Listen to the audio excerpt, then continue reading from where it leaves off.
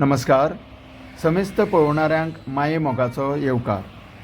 तुमच्या नजरेसमोर दिसण्याक येता तो फुलांचो खुरीस लागसार महामार्ग 66. सकाळची 8:45 वरां जाता आनी तुमी पळयता ह्या रस्त्यार एकदम फास्ट धांवपी अति वेगान वचपी ल्हान व्हड व्हेकल्स. हें पळयात तुमच्या नजरेसमोर सरकारी नर्सिंग स्कूल. ह्या नर्सिंग स्कुलांत शिकपी भुरगीं सकाळचे लेक्चराक अटेंड करपा खातीर कशी धांवपळ करतना आमच्या नजरेक येता. वेगान वचपी गाडयांक सांबाळून आनी आपलो जीव वाटावन ह्या भुरग्यांक मुठीत जीव धरून हो NH पार करचो पडटा. ह्या जाग्यार 2 सर्वीस रोड तशेंच 2 हायवे लेन्स पार करच्यो पडटा. चडशे फावटी तर बरोच वेळ ह्या भुरग्यांक रस्तो पार करपाक मेळना, कारण भरधाव गाडयांची वर्दळ सुरूच आसता. आपल्या फुडाराक शिक्षणाचोच आधार तशेंच स्वयंपूर्ण जावचे खातीर ह्या भुरग्यांक बरेच कश्ट सहन सोंसचे पडटा.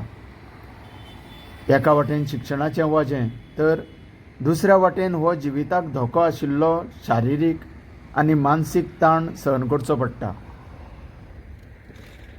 80, 60 स्पीड लिमिटाचो हो महामार्ग ह्या भुरग्यांक न्ही तर इतर लोकल लोकांकूय रस्तो क्रॉस करतना खूब अडचणीचो जावन रावला.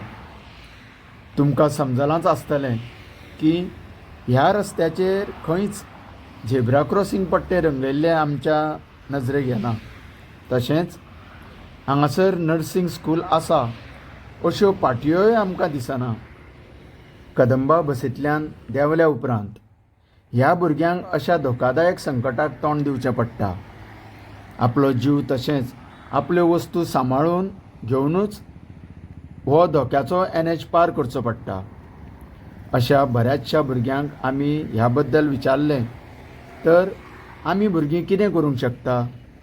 सरकारानूच हाजेर आपूण जावन उपाय काडपाचो अशेंच तांचें उत्तर आसा. संबंदीत खात्याची बेपरवायी किंवा निश्काळजीपणा म्हणूं येता, कारण ही इतकी सादी आनी गंभीर गजाल सरकारी बाबूंच्या कशें लक्षांत येना काय सरकार सिरियस एक्सिडंटाचो वेट करता तेंच कळना.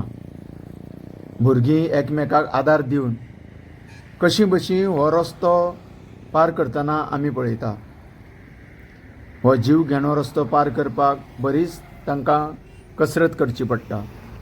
तेन्ना सरकारा कडेन मागणी आसा ती म्हणजे निदान ऐस पयस तरी स्पीड ब्रेकर बसोवन आनी ह्या स्कुलाच्या समोरच्या वाटेर तरी झेब्रा क्रॉसिंग पट्टे रंगोवन कांय प्रमाणान ह्या भुरग्यांक सुरक्षा दिवची. देव बरें करूं.